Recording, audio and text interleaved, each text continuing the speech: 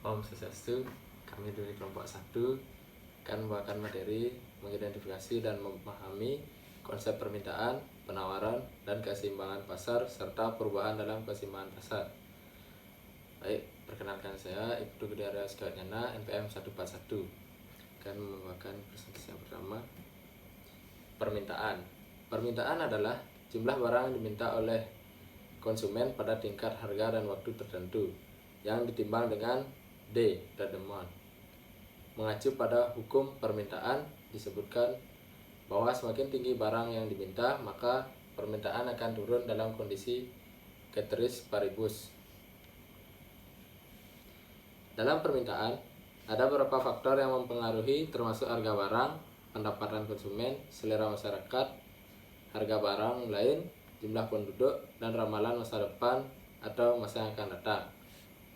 Permintaan berdasarkan daya belinya dapat dibedakan menjadi 3, yaitu permintaan efektif, atau permintaan yang disertai daya beli, kemampuan membeli dan tindakan pembelian.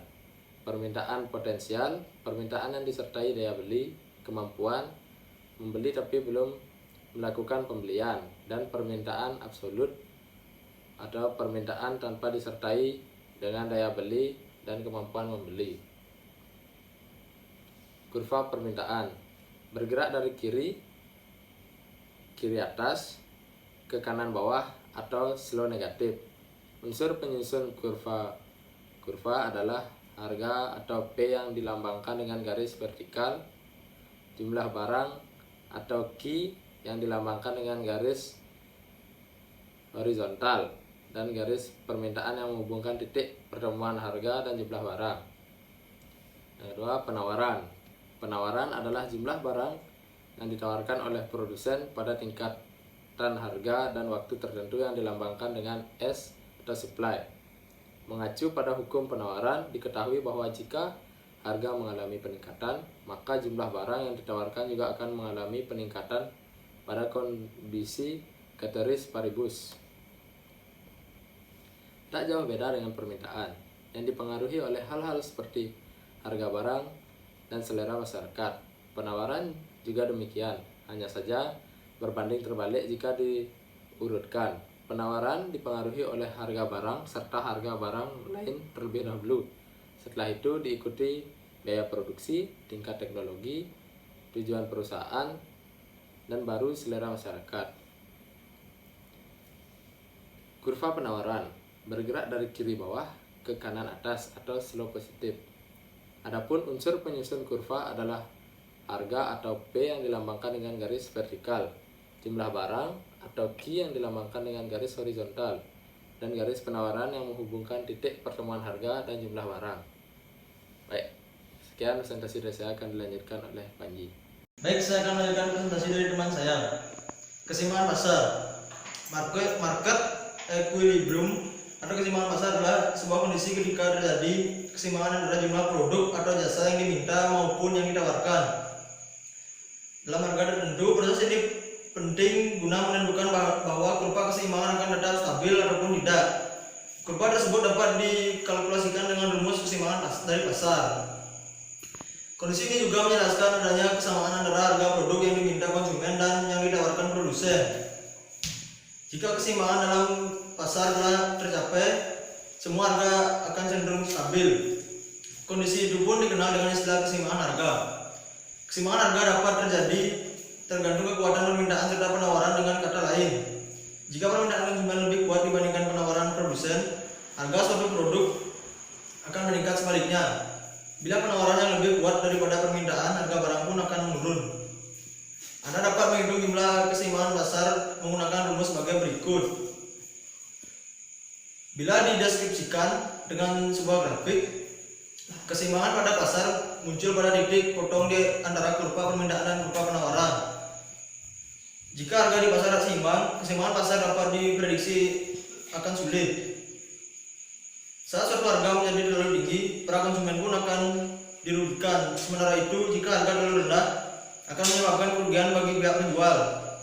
Jadi, kita perlu menentukan sebuah kebijakan ekonomi sebagai intervensi guna menjaga kestabilan setiap harga.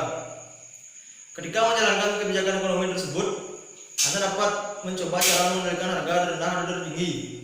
Setelah kedua harga itu diterapkan, keseimbangan dalam pasar pun akan stabil. Proses tawar-menawar pun di dunia pasar memang berfungsi untuk meraih kesepakatan harga. Sekian, akan dilanjutkan oleh teman saya. Baik, saya Teddy Winwarsa akan melanjutkan presentasi dari Panji. Fungsi keseimbangan pasar.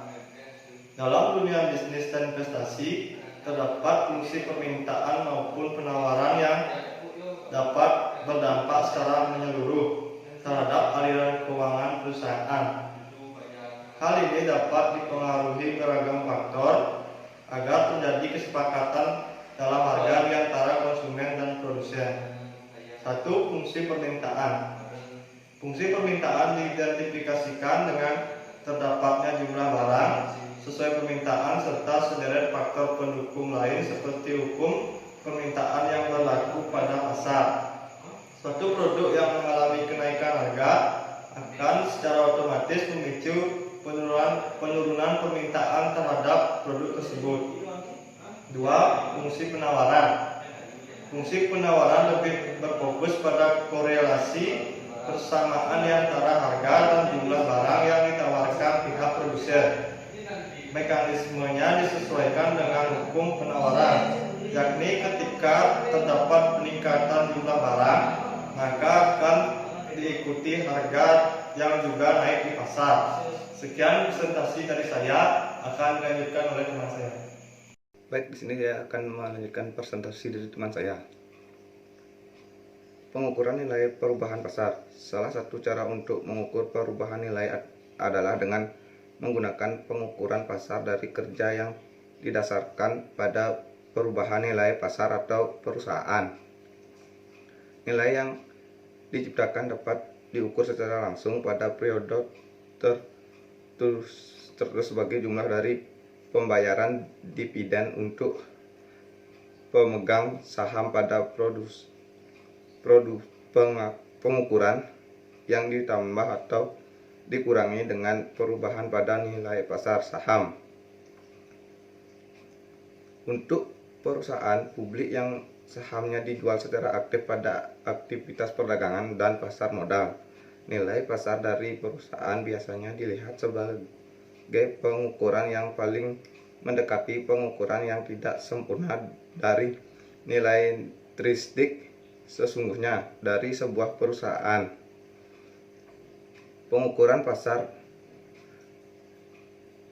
memiliki daya tarik yang kuat karena secara diberikan identifikasi langsung terhadap perubahan nilai perusahaan. Jika perubahan nilai pasar diukur oleh harga transaksi sekarang yang secara aktif di perdagangan pasar yang efisien, pengukuran pasar juga memiliki kelebihan lain. Untuk perusahaan dagang publik, nilai pasar tersedia dalam pasar yang tepat waktu. Namun, pengukuran memiliki beberapa keterbatasan, di antaranya pengukuran pasar terkendala masalah pengendalian di mana pengukuran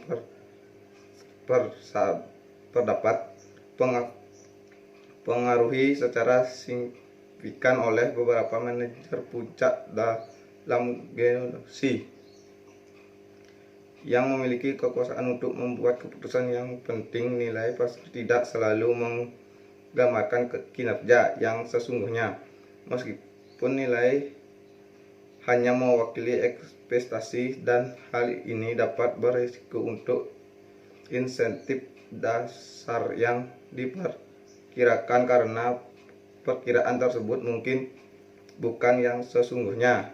Pengukuran kinerja pasar berpotensi gagal menciptakan kesesuaian di mana pasar tidak selalu memberikan informasi yang baik mengenai rencana perusahaan dan prospeknya, baik itu aliran ke masa depan maupun risiko. Baik, presentasi dari saya akan dilanjutkan oleh teman saya. Baik, saya akan melanjutkan presentasi dari teman saya tentang pengertian keseimbangan pasar. Dalam mengenal dunia market yang ada hubungan antara penjual dan pembeli, sangat erat kaitannya dengan produk atau barang yang ada. Seorang seller akan menawarkan produk sesuai stok kepada buyer dan buyer akan membeli produk dengan harga yang sesuai. Maka terjadilah keseimbangan yang terjadi pada pasar atau disebut juga ceteris paribus. Ceteris paribus ini bergantung pada seimbangnya permintaan dan penawaran yang terjadi pada pasar. Dalam keadaan seperti ini, artinya tidak ada barang atau produk yang ditawarkan oleh seller secara berlebihan karena permintaan konsumen sudah sesuai dengan kapasitas produksi, sehingga tidak ada alasan untuk pasar menaikkan atau menurunkan harga dikarenakan kondisi sudah seimbang. Dalam kegiatan ekonomi yang terjadi pada pasar, keseimbangan ini memiliki peran penting untuk mengendalikan harga, sehingga tidak akan terjadi harga yang terlalu tinggi atau terlalu rendah, dan sebaliknya, baik seller maupun buyer sama-sama diuntungkan oleh keadaan. Ini yang diperlukan, sebuah keseimbangan pasar dan ditandai dengan kurva yang saling berpotongan antara permintaan dan penawaran. Beberapa hal mempengaruhi terjadinya proses keseimbangan itu yang disebut dengan ceteris paribus. Proses ini menjadi sangat penting untuk menentukan apakah kurva akan seimbang, serta membuat permintaan dan penawaran yang terjadi dalam kondisi wajar serta normal. Kesimpulan dan saran. Kesimpulan, penentuan harga, penawaran, serta permintaan sangat diperlukan dalam perkembangan sistem ekonomi. Penentuan harga bersumber pada penawaran dan permintaan. Penawaran bersumber pada kuantitas barang yang akan diproduksi dan ditawarkan untuk memenuhi kebutuhan masyarakat. Sedangkan permintaan bersumber pada kuantitas permintaan barang berdasarkan harga yang ditawarkan. Ilmu ekonomi ini tidak selalu diterapkan di setiap negara. Banyak faktor-faktor yang mempengaruhi baik dalam penawaran maupun permintaan, diantaranya harga, mutu barang, kebutuhan, gaya hidup. Pelajaran dari teori ini menjelaskan kepada kita bagaimana seharusnya menentukan harga agar hukum penawaran dan permintaan dapat berjalan seimbang, sehingga terciptanya masyarakat yang paham ekonomi dan berkualitas. Saran 1. Menentukan strategi penentuan harga. Sebaiknya perusahaan benar-benar sudah mengetahui pasti apa yang jadi peluang, ancaman, kekuatan, dan kelemahan perusahaan pada saat ini. 2. Langkah-langkah dalam menentukan strategi dan metode harga dilakukan dengan sebaik-baiknya. 3. Tingkatkan dan pertahankan mutu dan pelayanan untuk kepuasan pelanggan. Sekian presentasi dari kelompok kami. Maaf jika ada salah kata. Kami tutup dengan Parwa Santi. Om Santi Santi Santi Om.